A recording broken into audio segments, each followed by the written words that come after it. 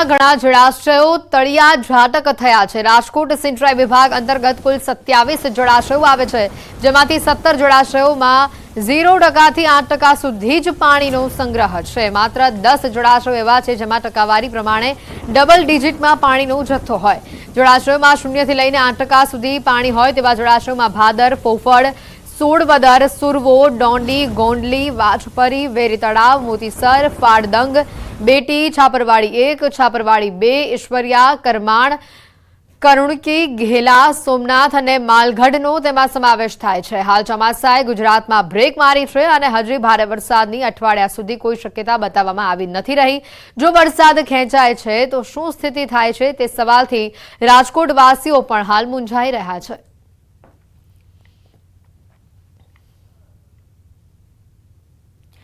તો રાજકોટમાં જે રીતની પરિસ્થિતિ જોવા મળી રહી છે, 27 ડેમો પૈકી 17 ડેમોમાં ડબલ ડિજિટમાં પણ પાણીનો જથ્થો નથી। જિલ્લાના 4 ડેમો સાવ કોરા ધાકોર બન્યા છે અને જેના પગલે રાજકોટવાસીઓમાં પણ ચિંતા હવે જોવા મળી રહી છે, કારણ કે એક અઠવાડિયા સુધી ભારે વરસાદની કોઈ જ પ્રકારની આગાહી નથી। અને આજ મુદ્દે વધુ વિગત મેળવીશું। સંવાદદાતા હાર્દિક અમારી સાથે સીધા અહીંયા જોડાઈ ચૂક્યા છે અને હાર્દિક પાસે જોઈએ। હાર્દિક, જે રીતની પરિસ્થિતિ છે, જે રીતનો માહોલ છે, તળિયા ઝાટક ડેમો બન્યા છે, પાણીનો સંગ્રહ બિલકુલ નથી। હવે રાજકોટવાસીઓ સૌથી વધુ ચિંતામાં મુકાયા છે। ચોક્કસથી હેતુ એક તરફ જે છે હજુ વરસાદના કોઈ એંધાણ જોવા નથી મળી રહ્યા, તો બીજી તરફ રાજકોટ જિલ્લા અને જે છે રાજકોટ સિંચાઈ વિભાગ અંતર્ગત 27 ડેમ આવે છે, જેમાંથી 17 ડેમની એવી સ્થિતિ છે કે જેમાં 0% થી લઈને 8% સુધીનું જ પાણી છે।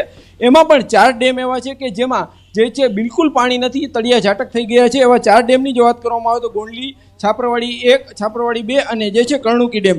જ્યારે અન્ય 3 ડેમ એવા છે કે જેમાં 0.3% સુધીનું પાણી છે।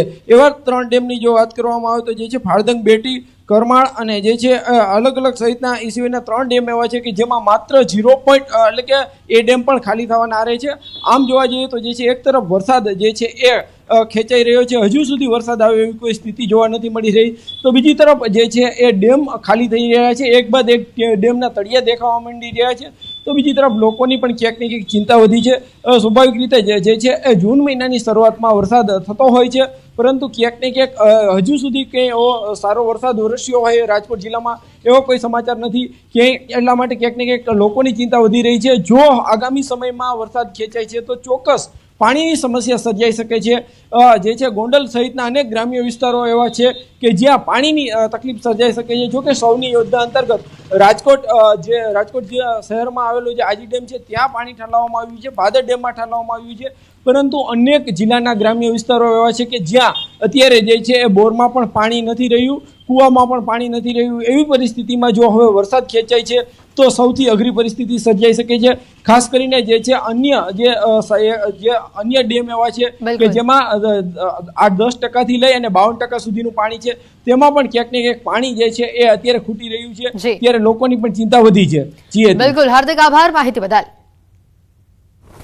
જિલ્લાના 4 ડેમો સાવ કોરા ધાકોર છે, ઘણા ડેમોમાં ડબલ ડિજિટમાં પણ પાણીનો જથ્થો નથી અને આ જળાશયમાં પાણી સુકાવાથી હવે રાજકોટવાસીઓની ચિંતામાં બમણો વધારો થયો છે।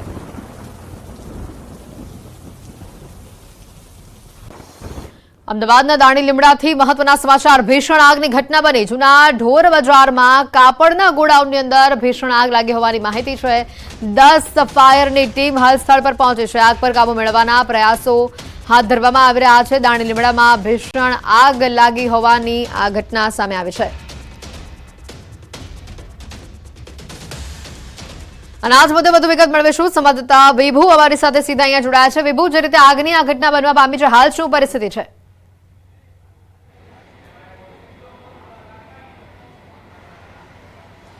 અત્યારે જે કાપડનું ગોડાઉન આવેલું છે જે ઢોરવાડા નજીક છે અને તેમાં આ ગોડાઉનમાં કાપડ પડ્યું હતું અને તે સમયે 8 વાગ્યાની આસપાસનો જે સમય હતો કે ત્યારે આગ લાગી।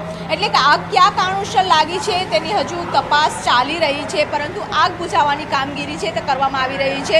આગ લાગતાની સાથે જ કાપડ હતું એટલે કે આગે વિકરાળ સ્વરૂપ છે તે ધારણ કર્યું છે। 8 થી 10 ગાડીઓ ઘટના સ્થળ પર પહોંચી છે અને ફાયરની જે ટીમ છે તે આગ કરી રહ્યું છે. એટલે કે અત્યારે પહેલી પ્રાયોરિટી છે કે જે આગ લાગી છે બીજી વસ્તુને નુકસાન ન થાય તે માટે આગને કાબૂમાં કરવા માટે મહેનત કરી રહ્યા છે. પરંતુ આ કાપડ હોવાના કારણે વધુ વિકરાળ બનતી જાય છે. 8 વાગ્યાથી સતત આ જે કાર્યવાહી છે તે કરવામાં આવી રહી છે, જહેમત ઉઠાવી રહ્યા છે. અને આખું ગોડાઉન છે તે કોઈ ફેક્ટરી નહોતી, પરંતુ બહારથી જે કાપડ છે તે તૈયાર થઈ આવે અને આ જે ગોડાઉન છે ત્યાં પેકિંગ છે તે કરવામાં આવતું હતું.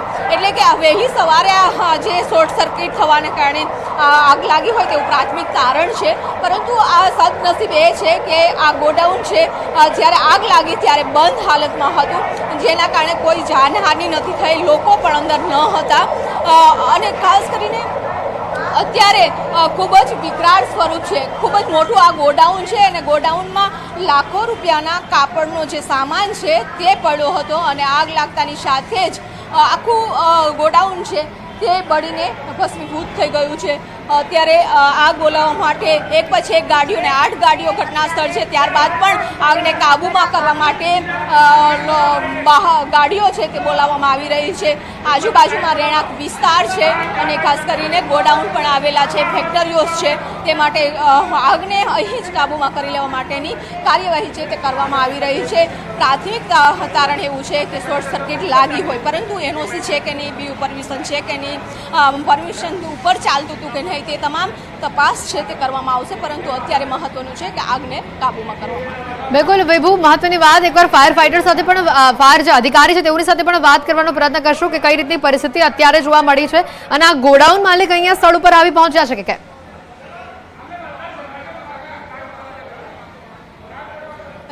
એક વખત દ્રશ્યો પણ બતાવવા માંગીશ. અને જે રીતે અત્યારે કામગીરી ચાલી રહી છે, એટલે કે અત્યારે ફાયરની જે ટીમ છે તેની પેલી પ્રાથમિક પ્રાયોરિટી છે કે તેઓ આગને કાબૂમાં કરવા માટે મહેનત કરી રહ્યા છે. અને તેના જે અધિકારીઓ છે તે પણ સતત, કારણ કે આ ગોડાઉન ખૂબ મોટું છે, એટલે કે અહીં આપ જોઈ શકો છો કે આ ગોડાઉનનો જે પાછળનો ભાગ છે અને પાછળના ભાગમાં પણ જે અધિકારીઓ છે, ટીમ છે આખી પૂરી, તે જહેમત ઉઠાવી રહી છે અને આગ બુઝાવવાની કામગીરી છે તે કરી રહી છે. અહીં પણ આ દ્રશ્યો, અમે અંદરના દ્રશ્યો આપણે બતાવવા માંગીશું કે જે આખો ગોડાઉન છે, ગોડાઉનના અંદરના દ્રશ્યો છે કે જ્યાં આગ લાગી છે અને આ પાછળનો ભાગ છે. અત્યારે આગને બુઝાવવા માટેની પહેલી પ્રાયોરિટી છે તે કરવામાં આવી રહી છે. ત્યારબાદ તપાસ પણ કરવામાં આવશે કેટલા મોટા જે ગોડાઉન હતું, કાપડનું ગોડાઉન છે, અને ત્યાં કેવા પ્રકારની વ્યવસ્થા છે તે રાખવામાં આવી હતી. કારણ કે આટલો મોટો ગોડાઉનમાં ફાયર સેફટી હતી કે નહીં, ખાસ કરીને પરમિશનથી ચાલતું હતું કે નહીં, તે તમામ તપાસ છે તે કરવામાં આવશે. અત્યારે જે ફાયરના અધિકારીઓ છે તે પણ આ આગ બુઝાવવાની જહેમતમાં લાગ્યા છે અને તે બાદ જ તેઓ આગ કાબૂમાં આવી ગયા બાદ જ મીડિયા સાથે આખી માહિતી છે તે શેર કરશે કે અત્યારે કયા કારણોસર છે તે આગ લાગી છે. આ ગોડાઉનનો જે આગળનો ભાગ હતો, આ પાછળનો ભાગ છે, એટલે કે આખા ગોડાઉનમાં આગ છે તે લાગી ગઈ છે. આગ વિકરાળ સ્વરૂપ